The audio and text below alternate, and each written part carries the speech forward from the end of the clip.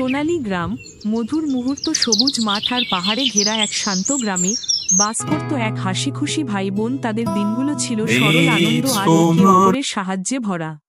প্রতিদিন সকালে সূর্যের আলো তাদের ঘর আলোকিত করত, নতুন দিনের শুরু। তারা কৃষকের সন্তান, বাবার সাথে ধান খেতে যেত, কাজ শিখত।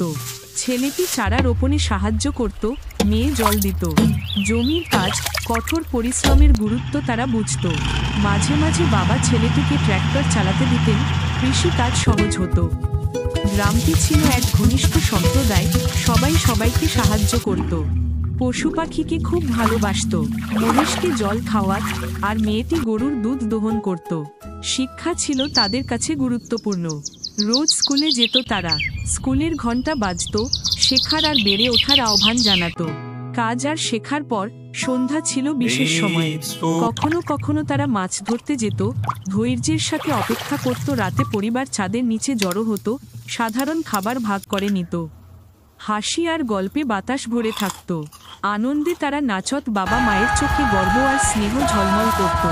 এরপর ক্লান্ত কিন্তু তৃপ্ত হয়ে তারা ঘুমিয়ে পড়ত, নতুন দিনের স্বপ্ন দেখত।